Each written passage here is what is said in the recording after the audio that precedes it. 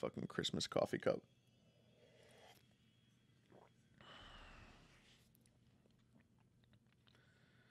All right.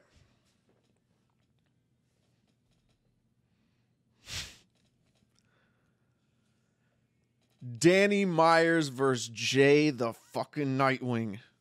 Oh wait, nah, I need to get monetized. Was it like the first 30 seconds I can't curse? Danny Myers versus Jay the Nitewing. Man, what a coinky dink. These two fellas has why do I pack bowls before I decide to do videos? These two gentlemen have been on absolutely insane performance streaks, winning streaks, whatever you want to call it, breaking records, undefeated, looking like Sugar Sean out here. And they are now clashing head-to-head on Born Legacy, URLTV.tv. And I can't help but think about one theme that we are entering into a battle like this that just a couple weeks ago you would not think was the case, or honestly to Jay the Nitewing as well, was not the case. And certainly for Danny Myers, this is a completely different momentum that we thought both of these gentlemen would be having when they meet up. Danny Myers has been absolutely flawless this entire year. He is incredible, hands down, but he had a meltdown verse Real Sick on Gnome, conceded an entire round, didn't wrap a whole round. And Jay the Nitewing had a few stumbles or a choke or whatever it was, and he felt like he lost as well. And I think the fans pretty much voted for Av overall. And to be honest, right before that, both of these guys were undefeated. Jay the Nitewing, well, I mean, Jay the Nitewing undefeated on apps and undefeated on votes. There are debatable battles in there, right? At the end of the day, Fonz beat Jay the Nitewing, but Jay the Nitewing won on the URL app votes. You know what I'm saying? But Jay the Nitewing didn't get the 25K. Fonz did because he technically won. But Jay the Nitewing, from a vote standpoint on the app, he had won that. But these guys have been running through people with ease and with great performances. Great performances. Jay the Nitewing was absolutely insane this entire year, last year, throughout the tournament as well. And he's been having really stellar performances. I thought his performance, I know this is an all-star game. The 2-on-2 is an all-star game.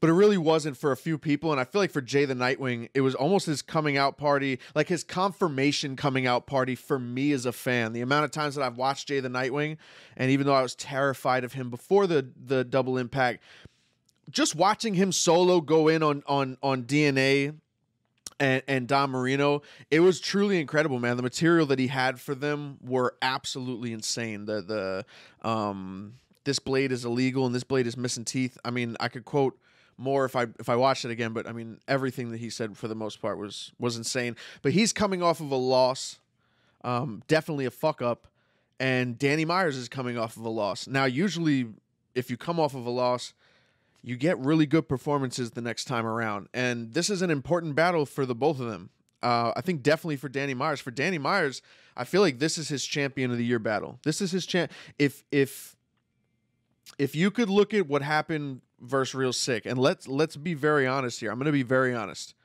Danny Myers was winning that first round clearly.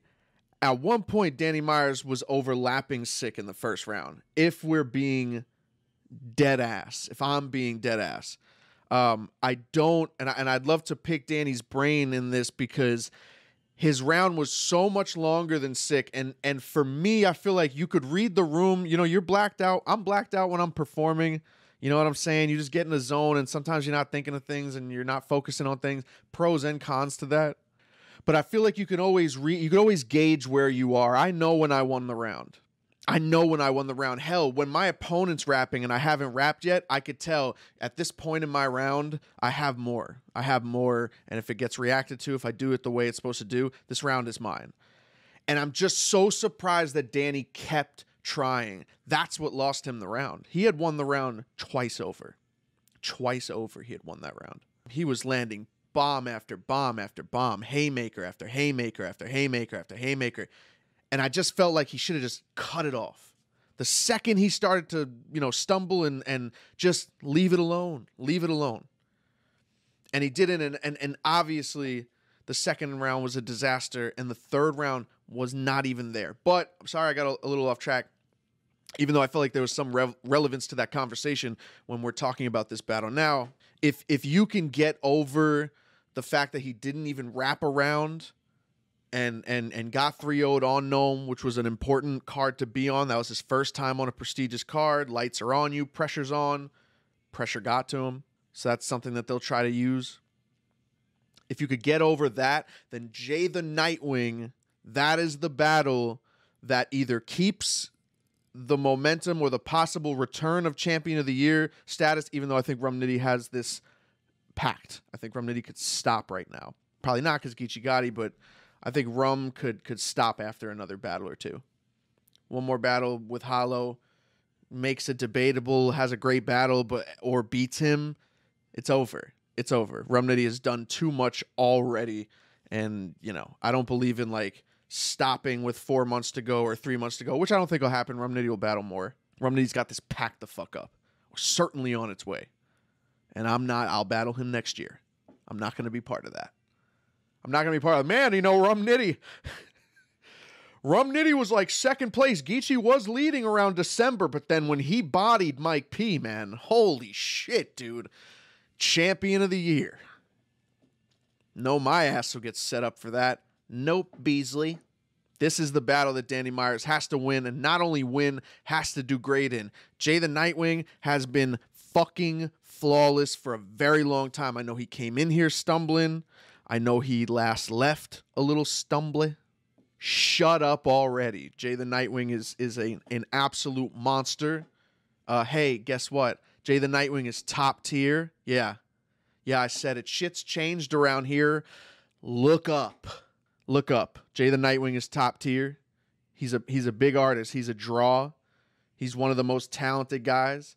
Has some of the best rounds of the last couple years. 11-0 streak on the URL app, whether you care about that or not. Let's talk Geechee. He still has that stat. Whatever importance you want to put on that stat, he has it. He has it. You can't take that away. Man, the West just runs shit, huh? Jesus. As far as how I think the battle goes, I think Jay the Nitewing takes this. I think Jay the Nitewing beats Danny Myers, and I think he wins 2 clear rounds. I think Jay coming off that L, I don't think he likes that shit. I don't think he likes that shit. You know, there's lessons learned in losses. There are 100%. There's lessons learned in fuck ups. You know what I'm saying? You go back to the drawing board and you go, how dare I ever do that? What the fuck was I thinking? I knew I should have fucking wrote on this day. I knew I should have been rehearsing the second I fucking got up out of bed every single day until you know what I'm saying? Put yourself through that grueling ass process. Jay the Nitewing comes back swinging viciously. And I can't help but think, and I even angled it to Danny in the second. I can't help but think that he slipped up from overworking himself, not being overworked. You have a choice. You could say yes or no. Danny doesn't work for URL. Danny doesn't work for other leagues. We are independent contractors. I can't help but think he fucked up a Gnome because he's overworking himself, and guess what? He's still doing it. He's still battling every week, every 2 weeks, every couple weeks.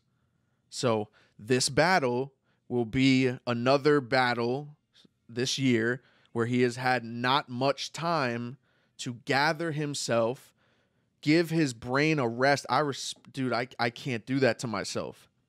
I can never do that to myself. Ever.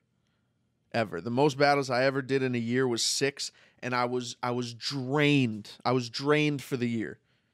Mentally, physically, from the lack of sleep that I get from preparing so much for battles, man. It's insane. I'm just thinking at that point, and is he battling before Jay the Nitewing again? You know what I'm saying? He just battled Bill Collector. Does he have another battle before Jay the Nitewing? I think Danny is going to be dope. I don't know how much of that fire he's still carrying around. He was fucking Dracarys.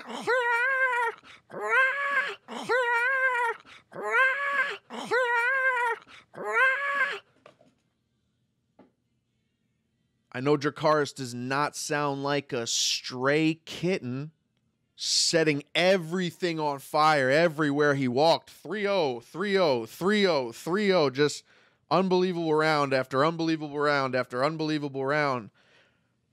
Is that all going to come back now after that? And how good did he do versus Bill? Was it a Danny Myers that we saw before Gnome? Because that was what was keeping up for Champion of the Year. Danny doesn't fuck up. He comes prepared. Jay the Nitewing 2-1, I believe. Obviously, I sound like a broken record. I will forever say this in as many videos as I possibly can. Do not take my word for, like, I don't fucking...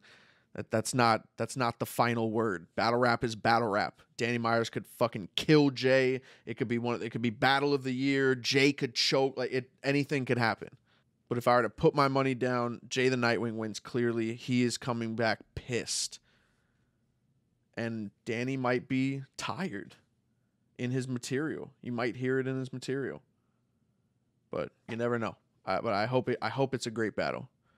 But yeah, Jay the Nitewing 2-1. And yeah, that's it.